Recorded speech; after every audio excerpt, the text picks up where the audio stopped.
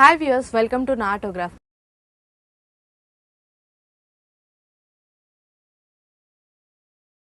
Tax payers senior citizens ఎవరంటే ఫుల్లుగా మందు కొట్టేసి ఆనందించే తాగుబోతులు అంటున్నారు మన తాగుబోతు రమేష్. హ్యాంగ్ ఓవర్తో తల పట్టేసినట్లు తన నటనతో ప్రేక్షకుల మధ్యలో చోటు సంపాదించుకున్న హాస్యనటుడు తాగుబోతు రమేష్తో ఇవాల్టి నా autograph.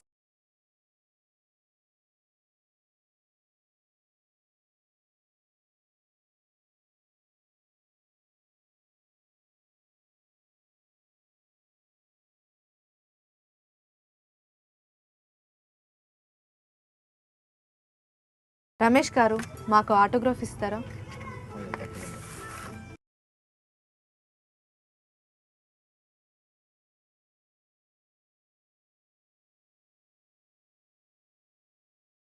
Thank you so much అండి. మిమ్మల్ని తాగుబోతు రమేష్ అని పిలవాలా లేదంటే రమేష్ అని పిలవచ్చా? రమేష్ అంటే ఎవరికి తెలియదు, తాగుబోతు రమేష్ అంటే అందరికి అర్థమైంది. సో మీకు ఇండస్ట్రీలోకి ఆఫర్స్ ఎలా వచ్చాయి? నేను సినిమా ఇండస్ట్రీకి వచ్చి ఫిల్మ్ ఇన్స్టిట్యూట్ చేశా 2005లో. 2006 నుంచి ట్రై చేస్తున్నా. జగడం ఫస్ట్ సినిమా చేశా, కుమార్ గారిది, రాము సెకండ్ హీరోగా. ఆ సినిమా తర్వాత ఒక 4-5 సినిమాలు చేశా, చిన్నగా ఒక 10 సినిమాలు చేశా. తర్వాత మళ్ళీ ఒక 1 ఇయర్ గ్యాప్ వచ్చింది. మహాత్మా, భీమిల్ కబడ్డీ జట్టు ఈ వయసులో అలా చేశా. అలా మొదలైన నుంచి బాగా ఫేమ్ వచ్చింది. సో మీ తాగుబోతు నటనతో ప్రేక్షకులు ఒక చోటు సంపాదించుకున్నారు వాళ్ళ మధ్యలో. ఇది కాకుండా మీరు ఇంకా ఎలాంటి క్యారెక్టర్స్ చేయగలరు? ప్రస్తుతానికి అందరూ డైరెక్టర్లు అన్ని కథలు నాకు చెప్పిన అన్ని తాగుబోతు క్యారెక్టర్లు చేస్తున్నారు. అంటే అది క్లిక్ 10 సినిమాలు చేస్తే అందులో 5 తాగుబోతు క్యారెక్టర్లు చేస్తున్నా, 5 వేరే క్యారెక్టర్ చేస్తున్నా. నన్ను నమ్మి ఇది రమేష్ చేయగలుగుతాడు అంటే ఖచ్చితంగా అన్నీ చేస్తానని నా నమ్మకం. నానితో ఎక్కువ సినిమాలు చేస్తున్నారు కదా, అంటే మీకు ఆయనకి ఏంటి రిలేషన్ అంటే ఏం లేదు కానండి, మాకు కోఆర్డినేట్ సొంత బ్రదర్ లాగా. భీమిల్ కబడ్డీ జట్టు నుంచి నాని భయ పరిచయం. అవును, భీమిల్ కబడ్డీ జట్టు, పిల్ల జమీందార్, అలా మొదలైంది. ఈ 3 సినిమాలు మంచి హిట్ నానికి. కెరియర్ లో మంచి సినిమాలు. నాకు లైఫ్ వచ్చింది నాని భయ్యతో, అలా మొదలైంది. ఇప్పుడు ఈగ చేశారు రాజమౌళి గారు, నాని భయ్య హీరో, అందులో నేను కమెడియన్. సో అసలు తెలుగు ఇండస్ట్రీ అంటే ఇండస్ట్రీకి రాకపోతే మీరు ఏమయ్యేవాళ్ళు? ఫిలిం ఇండస్ట్రీకి రాకపోతే గోదరికంలో కాశీపేట లింగయ్య గారు అని మా బావ, నేరేళ్ళ ఎమ్మెల్యే, ఆయన దగ్గర సూపర్వైజర్ చేసుకుంటూ ఉండేవాళ్ళు. బట్ ఖచ్చితంగా సినిమా యాక్టర్ ఏదైనా వచ్చినా అయినా. సార్ మీ స్కూల్ లైఫ్లో ఇలా డ్రామాస్ ఏమైనా ప్లే చేస్తుండే వాళ్ళ? నాకు డ్రామాస్ ఏం తెలియదు కానీ చిన్నప్పుడు మిమిక్రీ చేసేవాడిని. నేను సినిమాలు చూసేవాడిని బాగా. మిమిక్రీలు చేస్తే ఫ్రెండ్స్ అందరూ రమేష్ గారు మిమిక్రీ చేస్తాం రా అని, వినాయక చవితికి రమేష్ గారిని పిలిస్తే మిమిక్రీ చేస్తామంటే అట్లా వెళ్ళి మిమిక్రీలు చేసేవాడిని. తాగుబోతే డిఫరెంట్ రియల్ లైఫ్లో ఫ్రెండ్స్ వాళ్ళు చేసే బాడీ లాంగ్వేజ్లు అన్నీ చేస్తే, అందులో ఘంటసాల సింగర్ అని ఒకప్పుడు ఆయన ఆర్కెస్ట్రా ఉంది, ఇప్పుడు ఆయన గోల్డ్మన్ సర్వీసెస్. అతను చెప్పాడు, కేశవ ముఖర్జీ తర్వాత అంత అద్భుతమైన పర్ఫార్మెన్స్ చేస్తాను తమ్ముడు అని. నా మనసులో యాక్టర్ అనే ఫస్ట్ మొక్క నాటింది అతను. అప్పటి నుంచి అది ఉండిపోయింది, అది పెరిగి ఇప్పుడు వృక్షం అయింది. సో మీరు చిన్నప్పుడు అంటే డబ్బులు దాచుకొని, అంటే మీ మమ్మీ ఎప్పుడైనా పోపు డబ్బాలో డబ్బులు దాచుకున్నప్పుడు అవి కాజేసి సినిమాలకు వెళ్ళిన సందర్భాలు ఏమైనా ఉన్నాయా? ఉన్నాయి, చాలా ఉన్నాయి. డబ్బులు మా ఫాదర్, మా అమ్మ దగ్గర కంటే మా ఫాదర్ సింగరేణిలో జాబ్ చేస్తాడు, క్యాబ్ పెట్టుకుంటాడు సింగరేణి. అందులో డబ్బులన్నీ చిల్లర కాయిన్స్ అన్ని ఒక ఖర్చీఫ్లో కట్టి దాచుకుంటాడు. అవన్నీ ఓపెన్ చేసి ఆ డబ్బులు తీసుకొని సినిమాకి వెళ్ళేవాడిని. అంటే నా లైఫ్లో సినిమాకు నాకు మా మదర్కు బాగా దగ్గర రిలేషన్ ఉంది. సినిమా చూస్తే కొట్టింది నన్ను. మా మదర్ చనిపోయినప్పుడు 95లో నేను సినిమా థియేటర్లో రిక్షా వరకు. అట్లా మర్చిపోలేని సంఘటన. అండ్ ఇప్పుడు మీరు ఇండస్ట్రీకి వచ్చి ఇన్ని సంవత్సరాలు అయింది కదా, తాగుబోతు క్యారెక్టర్స్ బాగా ఫేమస్ అయ్యారు. మాకోసం ఒక మంచి డైలాగ్ చెప్పురా.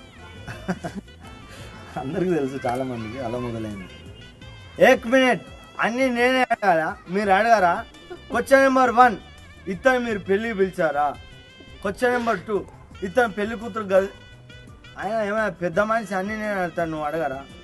దొరికా ఉన్నాం 5గురం, వాళ్ళే. అండ్ ఇప్పుడు వరకు అందరినీ నవ్విచ్చారు, కానీ ఏడిపించే క్యారెక్టర్ అంటే ఒక మంచి సెంటిమెంట్ డైలాగ్ మా కోసం చెప్తారా? సెంటిమెంట్ డైలాగ్ అని కాదు కానండి, నేను భీమిలి కబడ్డీ జట్టు సినిమాలో క్లైమాక్స్లో హీరో చచ్చిపోయిన తర్వాత ఏడుస్తాం.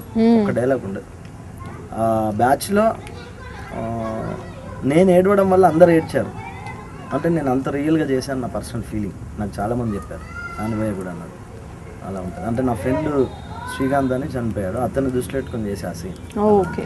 సో సెంటిమెంట్ కూడా మీరు ఎంతో పండిస్తారు, అండ్ సెంటిమెంట్ ఎక్కువగా అయితే కామెడీ, ఎందుకంటే నన్ను తాగుబోతు రమేష్ కమెడీగా ట్రీట్ చేశారు కాబట్టి అలా నడుస్తుంది. సో మీ రియల్ లైఫ్లో ఇండస్ట్రీకి వచ్చాక మీరు బాగా ఫేస్ చేసిన ప్రాబ్లమ్స్ ఏదైనా ఉన్నాయా? ఫేస్ చేసిన ప్రాబ్లమ్స్ ఏం లేవండి. నేను ఫిల్మ్ ఇన్స్టిట్యూట్ తర్వాత వచ్చిన వెంటనే వేషాల గురించి తిరగలేదు. పార్ట్ టైం జాబ్ చేసి నెలకు 3,000 సంపాదిస్తే రూమ్ రెంట్ నా ఖర్చులకు ఉంటాయి, ఆఫీసులు తిరగచ్చని పార్ట్ టైం జాబ్ చేస్తూ ఆఫీసులు తిరిగేటాను. ప్రొఫెషనల్గా ఆడిషన్ చేసి వచ్చేటాను అంతే. నా పర్ఫార్మెన్స్ చూసి జగడం సెలెక్ట్ అయ్యాను, ఆ బ్యాచ్లో ఉంటాం. అది నాకు ఫస్ట్ సినిమా, నన్ను నేను చూసుకున్నా. తర్వాత అలా అలా అర్థం చేసుకోరని ఇంకా అది రిలీజ్ కాలేదు. వాడే కావాలి, నా మనసుకి ఏమైందని ఒక 7-8 సినిమాలు చేశాను, నార్మల్ మూవీస్. మళ్ళీ గ్యాప్ వచ్చింది 1.5 year తర్వాత. ఇట్లా లాభం లేదని మళ్ళీ పార్ట్ టైం నా వెంకీ అనే ఫ్రెండ్ ఉన్నాడు, యాక్టర్ కమ్ స్టిల్ ఫోటోగ్రాఫర్. అతని దగ్గర ఒక 6 నెలలు ఫోటోగ్రఫీ నేర్చుకున్నాను, ఫ్రెండ్ దగ్గర ఉంది. బయట ఏం పని చేస్తాం, నా దగ్గర ఉన్నట్టు సరే అని ఫ్రెండ్ దగ్గర ఉండి చేసుకునే టైంలో మళ్ళీ గ్యాప్, ఇండస్ట్రీకి దూరం అయ్యానన్న ఫీలింగ్ వచ్చింది. మళ్ళీ పని చేసి మళ్ళీ ట్రై చేస్తున్నా పార్ట్ టైం జాబ్ చేసి. అప్పుడు ఫుల్ ప్లేజ్డ్గా చేయాలి అందరూ. మళ్ళీ పార్ట్ టైం జాబ్ చేసి ట్రై చేసినప్పుడు ఈ వయసులో ఒక సినిమాకి సెలెక్ట్ అయినా, నాకు బాగా గుర్తు. అందులో 4 కుర్రాళ్ళు నేను మెయిన్, అంటే ఒక వేణుమాధవ్ లాంటి క్యారెక్టర్ కాలేజీలో. ఆ సినిమా తర్వాత అది ఎండింగ్ మహాత్మా, కృష్ణవంశీ గారు ఉత్తేజ్ గారు చేయడం వల్ల కృష్ణవంశీ గారిని కలిసి మహాత్మా నుంచి ఇండస్ట్రీలో అందరికి తెలిసిపోయింది. బ్రహ్మానందం గారు కానీ ఇండస్ట్రీలో చాలామంది, రవితేజ గారు లాంటి వాళ్ళు వాడు మహాత్మా బాగా చేశాడు అని అన్నారు. ఆ ప్రభావమే ఆ సినిమా చేసినప్పుడు లక్ష్మీ భూపాల్ అనే రైటర్ నన్ను చూసి అలా మొదలైందికి రెఫర్ చేశారు. వాడు బాగా చేస్తాడు, ఈ క్లైమాక్స్లో గౌతమ్ అనే క్యారెక్టర్ అని ఇస్తే బెటర్ అని. అట్లా అలా మొదలైంది కమర్షియల్ బైక్, మనకు లైఫ్ అలా మొదలైంది. సో మీరు చిన్నప్పుడు చెప్పారు అంటే స్టేజ్లో చాలా పర్ఫార్మెన్సెస్ చేశాను అని, మీ ఫ్రెండ్స్ని కూడా అలా ఇమిటేట్ చేసి ఏడిపించిన సందర్భాలు ఏమైనా ఉన్నాయి? అంటే చిన్నప్పుడు అంటే మన స్కూల్ లైఫ్లో అవి మర్చిపోలేని సంఘటనలు మళ్ళీ వెనక్కి తిరిగి ఉన్నాయి. చిన్నప్పుడు పెళ్ళికి వెళ్ళాం, మిమిక్ చేసామని, నోట్ 9 ప్లే చేసామని, ఏదో ఎంటర్టైన్మెంట్ చేసామని, మనకు అప్పుడు తెలియదు. మనం ఉన్న కాడ నలుగురు నవ్వుకునేటోళ్ళు. ఈ ఘంటసాల సింగర్ శంకర్ అన్న చెప్పిన తర్వాత మనకు కూడా ఇంట్రెస్ట్ కలిగింది. మనం వెళ్ళలేం.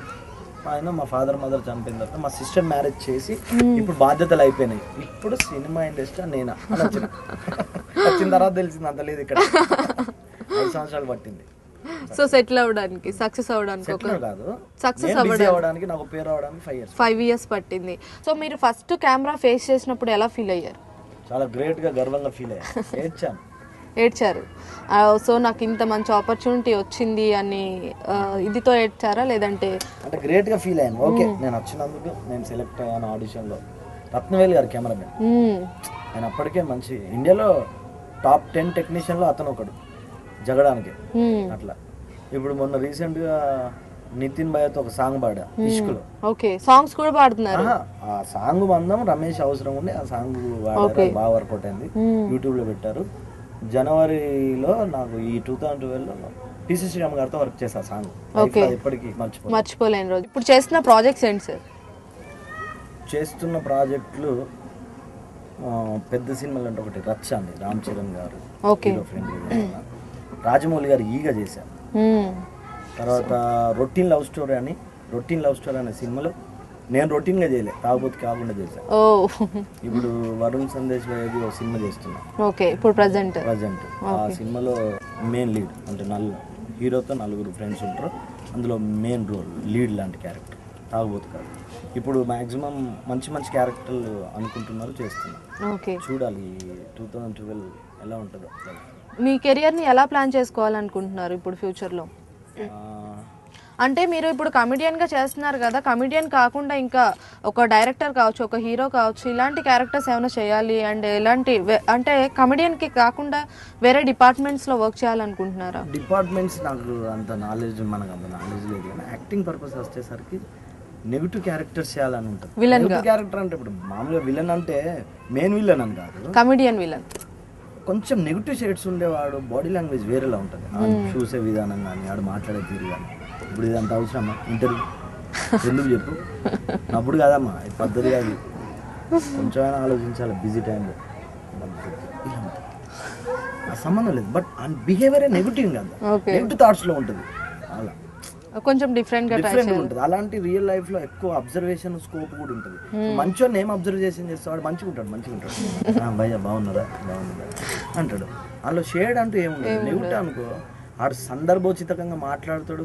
నీకు అవసరం ఉందనుకో నేను పోతాడు. నీకు చాలా అందంగా ఉన్నావు తెలుసా మీరు ఈరోజు, నేను అసలు అదిరిపోయింది తెలుసా. వాసుగాడు అమ్మాయి గురించి చెప్పింది, నాకు ఒక విషయం చెప్పరాదు.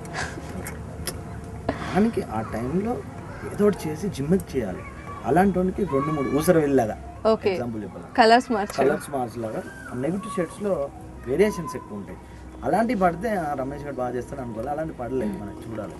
సో అంటే మీరు ఇండస్ట్రీ అంటే వచ్చిన తర్వాత 5 years టైం పట్టింది కదా సెటిల్ అవ్వడానికి. అప్పుడు మిగతా వాళ్ళు ఎప్పుడు షూటింగ్స్కి వెళ్ళినప్పుడు కానీ వాళ్ళని నటించేటప్పుడు అబ్జర్వ్ చేశారా చాలా అందరినీ, సీనియర్స్ని కానీ? 100%. అంటే మనకు స్టార్టింగ్లో భయం అయ్యేది. ఇప్పుడు సినిమాలు చేస్తున్నాము, సీనియర్ బ్రహ్మానందం గారు, వేణుమాధవ్, అలిగారితో 3 సినిమా మలేషియాలో చేశాను. తాగుబోతు క్యారెక్టర్, అలిగారు అసిస్టెంట్ క్యారెక్టర్. ఓకే, నాకు ఒక గొప్ప ఎక్స్పీరియన్స్ లైఫ్లో. ఫస్ట్ టైం ఒక ఫారెన్ వెళ్ళా, ఫ్లైట్ ఎక్కా యాక్టర్గా. అలిగారు కాంబినేషన్, అలిగారితో ఫ్లైట్ ఎక్కి వెళ్ళా, షూటింగ్ చేసి అలిగారితో వచ్చా. అది ఎప్పటికీ లైఫ్లో మర్చిపోలేదు. అది నాయుడు గారిది, రామనాయుడు గారు బ్యానర్లో చేయడం నా అదృష్టం. అలా మొదలైన తర్వాత అలా ఒక్కొక్కరి దగ్గర ఒక్కొక్క వాళ్ళు బ్రహ్మానందం గారు కానీ, వేణుమాధవ్ కానీ, అలిగారు కానీ, వాళ్ళ డెడికేషన్, వాళ్ళ పర్ఫార్మెన్స్, వాళ్ళ డైలాగ్ డెలివరీలో అమ్మో మనం అంత చేస్తామా అనే డౌట్ వస్తుంది. అలా అంత పర్ఫెక్ట్ చేస్తారు. దానికి వాళ్ళని ఒక 30% అబ్జర్వేషన్ చేసినా చాలు. మంచి పర్ఫార్మెన్స్లో మనకున్న టాలెంట్కు వాళ్ళని ఒక 35 మార్క్స్, మనకు 35 అంటే మార్క్స్ కదా, అవును, పాస్ మార్క్స్ అంత అబ్జర్వేషన్ చేస్తే చాలు, మనకు బాగా ప్లస్ అవుతుంది నా పర్సనల్ ఫీలింగ్ అంతే. సో అండ్ ఇప్పుడు తెలుగు ఇండస్ట్రీలో ఇంత ఆల్రెడీ మీకు మంచి నేమ్ ఉంది, అండ్ బాలీవుడ్కి వెళ్ళే అవకాశాలు ఏమైనా ఉన్నాయా? నాకు తెలుగు తప్ప ఇంకొక ఇంగ్లీష్ రాదు, హిందీ రాదు, తమిళ్ రాదు. అయినా కూడా లేదు రమేష్ చేస్తాడు అని నన్ను ప్రోత్సహిస్తే నేను ఇంగ్లీష్ కూడా మాట్లాడతాను. చెప్పలేము ఆ టైం, ఒక పెగ్గేస్తే ఆటోమేటిక్ డైలాగ్స్ వచ్చేస్తుంటాయి. సో మీ ఫ్యామిలీ గురించి చెప్పండి. మా ఫాదర్ గోదరికంలో సింగరేణి కార్మికుడు, మా మదర్ హౌస్ వైఫ్. ఇద్దరు చనిపోయారు, లేరు. మా ఫాదర్ మదర్ పోయిన తర్వాత మా అన్నయ్యలే నాకు చాలా ఇంపార్టెంట్. ఎంతమంది అండి మీరు మొత్తం? మేము 4 అన్నదమ్ములం, ఒక సిస్టర్.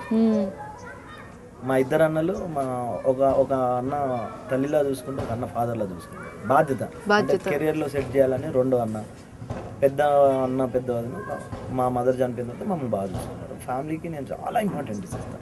మా ఫ్యామిలీ తర్వాత ఏదైనా అని ఆలోచిస్తాను. సో ఖాళీ టైంలో ఏం చేస్తూ ఉంటారు? ఖాళీ టైంలో సినిమాలు చూస్తాను. నేను ఎక్కువ సినిమాలు చూస్తా, ఫ్రెండ్స్తో ఉంటా. మీకు తెలుసు కదా, ధనరాజు, వేణు, చంద్ర. సో ఎక్కడికి వెళ్ళినా చాలా ప్రోగ్రామ్స్ లో కూడా మీరే కనిపిస్తుంటారు. బ్యాచ్ టీం వర్క్ కదా. జగడం నుంచి వీళ్ళంతా ఫ్రెండ్స్. వీళ్ళు 10 సంవత్సరాల నుంచి ఫ్రెండ్స్ ఇండస్ట్రీలో ఉన్నారు. నేను జగడంలో ఎంట్రీ అయినా, ఈ 5 years కంటిన్యూ అవుతున్నా. అంటే సినిమాలో షూటింగ్లు ఉంటేనే కలవడం కాదు, రియల్ లైఫ్ లో ఫ్రెండ్స్. అండ్ ఫస్ట్ మూవీ మీరు జగడం చేసినప్పుడు అండ్ మీతోటి ఒక సీనియర్ ఆర్టిస్ట్ విలన్ గా చేశారు. విలన్ క్యారెక్టర్ ఎవరైతే ఉన్నారో ఆయన చాలా సీనియర్, అండ్ ఆయన పర్ఫార్మెన్స్ చేసేటప్పుడు జనరల్గా చూసే వాళ్ళే భయపడుతూ ఉంటారు కదా. సో ఆయన నుంచి మీరు ఏం నేర్చుకున్నారు? అంటే బాలీవుడ్ యాక్టర్ చేశారు. నేను ఏమంటానంటే విలన్ కంటే కూడా తెలంగాణ శకుంతల గారు కేఫ్ లో ఒక సీన్ ఉంటుంది, సింగిల్ టేక్ చెప్పేసరికి మేము క్లాప్స్ కొట్టాం. అసలు అల్టిమేట్ పర్ఫార్మెన్స్, అది పిచ్చిలేదు. తర్వాత రాము సెకండ్ మూవీ నాకు బాగా ఇష్టం. రాము బాయ్ ఏంటంటే బాగా ఎనర్జీగా ఉంటాడు. నేను ఆయన చూసి బాగా ఫీల్ అయ్యాను. సో మీరు కూడా ఎప్పుడు ఎనర్జెటిక్ గా ఉంటారు? మేము జనరల్గా మేమే ఎనర్జీగా ఉంటాం. లొకేషన్లో లొల్లి చేస్తూ ఉంటాం. ఆయన అలా దిగి మామూలుగా ఉంటాడు. టేక్ అంటే సీన్ చెప్పి టేక్ సూపర్ ఉంటుంది. జింక పిల్ల అని పేరు పెట్టినాం అప్పుడు అందరం రామ్కి. సో అండ్ నానితో ఎక్కువ సినిమాలు చేస్తూ ఉంటారు. అండ్ నాని మీకు భయ్య లాంటి వాళ్ళని కూడా చెప్పారు. నాని భయ్య నన్ను బాగా మనస్ఫూర్తిగా ప్రోత్సహిస్తాడు. అంటే రమేష్ మంచి యాక్టర్ అని ప్రోత్సహిస్తాడు. మనకు అవుట్ఫుట్ వస్తుంది, రమేష్ గారిని పెట్టుకుందాం అని సజెస్ట్ చేస్తాడు. క్యారెక్టర్ ఉంటే చేస్తాం, లేకపోతే లేదు. కాకపోతే కంటిన్యూగా 3 సినిమాలు హ్యాట్రిక్ అవును ఈగా చేశా. ఇంకొక సినిమా తమిళ్ జరుగుతుంది, తెలియదు. అంటే ప్రతి సినిమాలో ఇస్తాడని కాదు, కానీ స్కోప్ ఉందనుకోండి కంపల్సరీగా ధనరాజు నన్ను చెప్తారు ఫస్ట్. అండ్ ఇంకా చెప్పండి మీ లైఫ్ స్టోరీ గురించి చెప్పండి. ఇంకా చిన్నప్పటి నుంచి ఇప్పుడు వరకు జరిగిన ట్రావెల్లో అండ్ ఎన్నో ప్రాబ్లమ్స్ ఫేస్ చేసి ఉంటారు, అండ్ ఎన్నో హ్యాపీ మూమెంట్స్ కూడా ఉంటాయి. అవి కొన్ని మాతో షేర్ చేసుకుంటారు. నేను చాలా హ్యాపీ మూమెంట్స్ ఉన్నాయి. మా ఫాదర్తో నేను ఎప్పటికీ లైఫ్లో మర్చిపోయిన సంఘటన ఏంటంటే హాస్పిటల్ ఎపిసోడ్ అంటే నాకు బాగా ఇష్టం. అంటే మా ఫాదర్ను ఈ 2005లో రాకముందు 95లో వచ్చా, 97లో ఎప్పుడో వచ్చా సినిమా యాక్టర్ ఏదో మా బ్రదర్ని తీసుకొని. అప్పుడు మా ఫాదర్ హాస్పిటల్లో ఉన్నారు, రిటైర్డ్ అయ్యాడు అప్పటికి. అప్పుడు మా ఫాదర్ని కలవనికి వెళ్ళినప్పుడు మా ఫాదర్ నన్ను మాట్లాడాడు, ఎడిగిపోయినా మంచిగా బతుకు బిడ్డ అది అని. అది ఎప్పటికి మర్చిపోలేదు. సార్ ఇండస్ట్రీకి వచ్చిన తర్వాత అసలు ఎలాంటి బ్యాక్గ్రౌండ్ లేకుండా వచ్చారు కదా, అసలు మీకు ఎవరు ఎంకరేజ్ చేశారు? నేను ఎక్కడికి పోయినా తాగుబోతు యాక్టింగ్, మెంటల్ హ్యాండిక్యాప్ అంటే టిపికల్ క్యారెక్టర్. రియల్ లైఫ్ ఇప్పుడు నేను చేస్తే చాలా హ్యాపీగా ఫీల్ అవుతారు, అరే భలే చేశాను, ఎక్కడ పట్టుకున్నావా అని అడిగిన వాళ్ళు ఉన్నారు నాకు. ఎంత బాగా చేస్తున్నా అంటే తాగుబోతు మా ఫాదర్ దండి. అంటే రియల్ లైఫ్లో కొన్ని క్యారెక్టర్స్ చూసి దాన్ని ఇలా ఇన్స్టిట్యూట్ చేయడం వల్ల ఇంకా బెటర్మెంట్, ఏది చేస్తే బెటరు, ఏది చేస్తే ఇప్పుడు ఒక 100 మంది ఆడిషన్కి వచ్చారు అనుకోండి, అందులో ఒక 50 మంది ఫోటోలు చూసి ఆడిషన్ చేస్తే ఒక 10 మంది గుర్తుంటారు కదా, ఆ 10 మందిలో నేను ఒకటో స్థానంలో ఉండాలని ఫీల్ అయ్యి పర్ఫార్మెన్స్ చేస్తాను. అలా ఎక్కడైతే పర్ఫార్మెన్స్ చేస్తున్నా అక్కడ అందరు నన్ను వదలలే. ఒక అసిస్టెంట్ డైరెక్టర్ కానీ ఒక యాక్టర్ కానీ ఎవ్వరు నన్ను రిసీవ్ చేసుకొని నా నెంబర్ రాసుకొని సజెస్ట్ చేసేవాళ్ళు. అలా జగడం నుంచి ధనరాజు, వేణు, మా చంద్ర కానీ, సంతు కానీ, నా ఫ్రెండ్ ఉన్నాడు వెంకీ కానీ, వీళ్ళు నా రియల్ లైఫ్ ఫ్రెండ్స్ నన్ను ప్రోత్సహించేటోళ్ళు. మహాత్మా నుంచి బ్రహ్మానందం గారు, అలీ గారు, ఏది మహాత్మా నుంచి తెలిసింది జనాలకు, బ్రహ్మానందం గారికి అందరూ చెప్పడం వల్ల.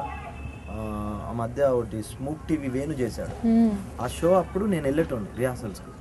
అక్కడ కమెడియన్స్ అందరు ఉంటే బ్రహ్మానందం గారు చెప్పారు, ఇటు బాగా చేస్తాడు తాగుతూ ఒకసారి చూడాలని. అంటే ఆ రోజు నుంచి అందరు శివాజీరాజు కానీ, శ్రీకాంత్ గారు మహాత్మా చేశాను కదా అందరికి చెప్పడం, అలీ గారు కానీ, వేణుమాధవ్ కానీ, బ్రహ్మానందం గారు, ఉత్తేజ్ గారు, సునీల్ అన్న నా గురించి, రవితేజ గారు కూడా నా గురించి చెప్తాను, అది చాలా బాగా చేస్తారు, మంచి యాక్టర్. సార్ అండ్ ఇప్పుడు మీరు నవ్వడం ఒక యోగం, నవ్వించడం ఒక భోగం అంటారు, అండ్ అది చాలా గాడ్ గిఫ్ట్ అని చెప్పుకోవచ్చు.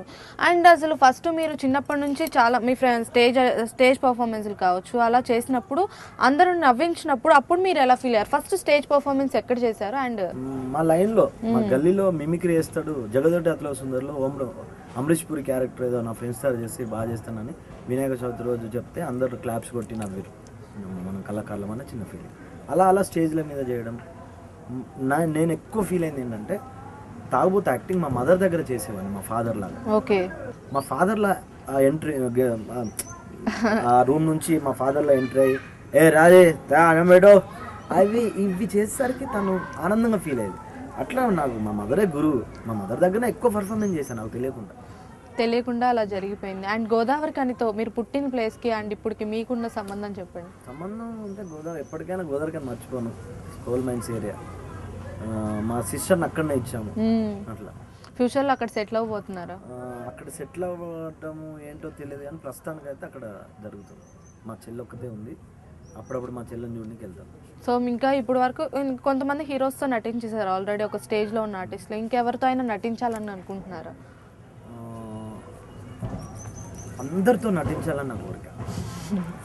వాళ్ళు వీళ్ళని లేదు, అందరితో నటించాలి, అందరు నన్ను ప్రోత్సహించాలని అనుకుంటున్నాను. అంటే నేను ఎక్కువ గాడ్ స్క్రీన్ ప్లే నమ్ముతా.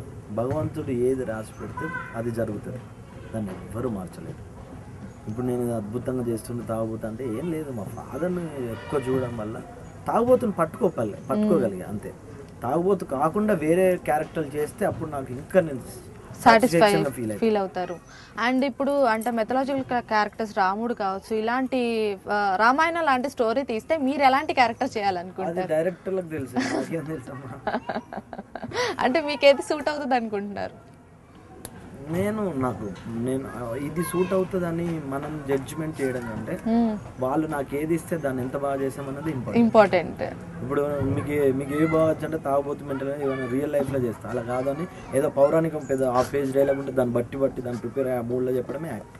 నాకు తెలిసింది చెప్పడం కాదు. సో అలా బట్టిన సందర్భాలు ఏమైనా ఉన్నాయా? అంటే ఇండస్ట్రీకి వచ్చిన తర్వాత ఇన్ని క్యారెక్టర్స్ చేశారు కదా, అలా హాఫ్ పేజీ 1 పేజీ బట్టి డైలాగ్స్ చెప్పిన సందర్భాలు అలాంటివి ఏం లేవు. ఎందుకంటే మనం కమెడియన్స్ కాబట్టి ఉంటే హాఫ్ పేజ్ డైలాగ్ ఉంటుంది ఇంపార్టెంట్, ఫుల్ పేజ్ ఫుల్ మొత్తం ఆ సీన్ అంతా మనమే మోయాం కదా, అదేం లేదు.